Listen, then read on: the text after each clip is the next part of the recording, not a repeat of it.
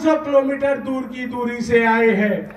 एक दिल्ली का रहने वाला है तो दूसरा नोएडा की धरती से यहाँ पे आया है।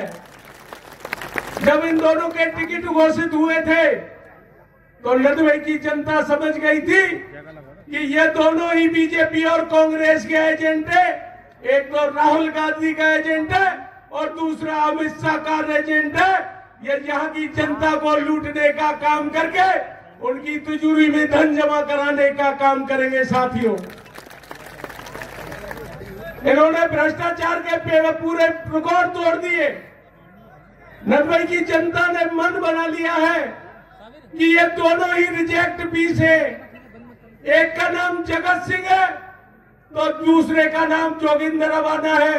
दोनों की राशि भी एक है, दोनों तो जीत नहीं सकते, इसलिए ये दोनों के दोनों की जमानत जब्त होगी और बहुजन समाज पार्टी का हाथी नदबई से जीत के जयपुर की तरफ जाएगा। साथियों, उसने बहुजन समाज पार्टी के साथ गद्दारी की, हमारे आदर्श नेता बहन कुमारी मायावती को धोखा दिया और बहुजन समाज के 85,000 वोटों को लात मारने का काम किया।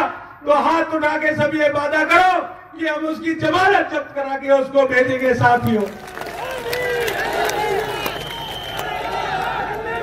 बीजेपी का कैंडिडेट ऐसा आया है, वो तो केवल एक ही काम करता है, उसको उठा के फेंक दूंगा, उसको वहां पे लटका दूंगा, उसके साथ ये कर दूंगा।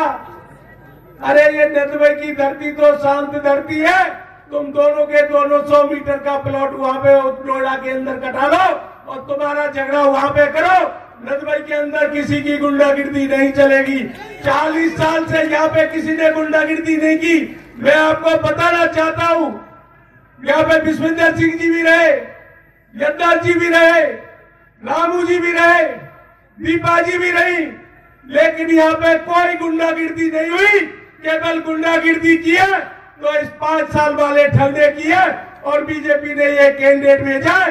ये भी यह गुंडागिर्दी की ललकार मार रहा है लोगों के सामने कि उसको वहां लटका दूंगा। मैं कहता हूँ कि नदबई की जनता शांति चाहती है, कोई गुंडागिर्दी नहीं चाहती हो।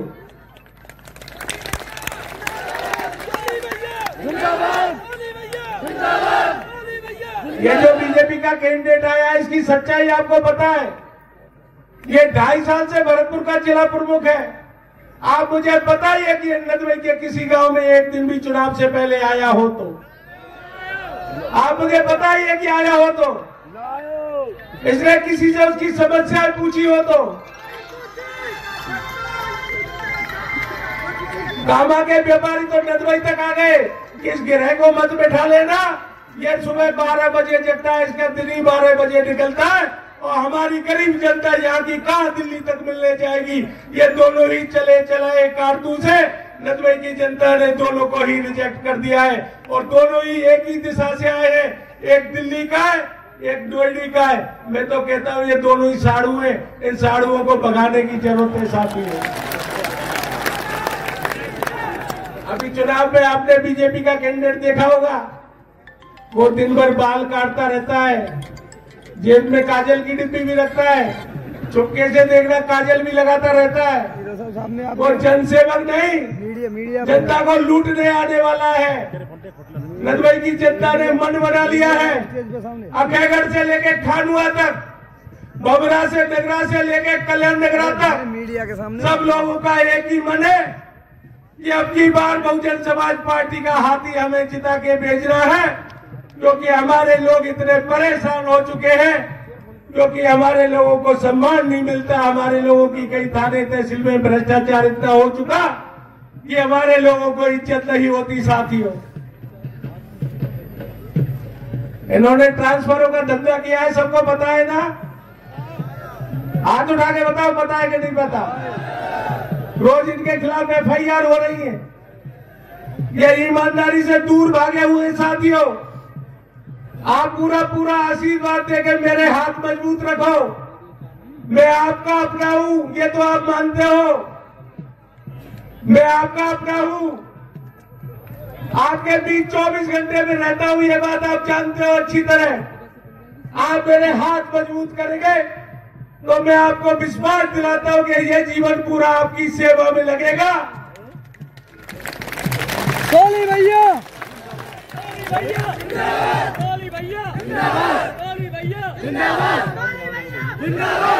और ये जो कांग्रेस वाला कैंडिडेट है, ये राहुल गांधी की गोदी में जाके बैठा है। वो राहुल गांधी जिसकी अमेठी से जमानत जब्त हुई थी, तो ये नहीं जानता कि भारत में किसान क्या होता है। जब राहुल गांधी अमेठी के अंदर प्रचार करने गया तो वो केवल 2 घटनाओं से उसकी जमानत जब्त हुई थी। साथियों, मैं संक्षिप्त में आपको दोनों घटनाएं सुनाना चाहता हूं।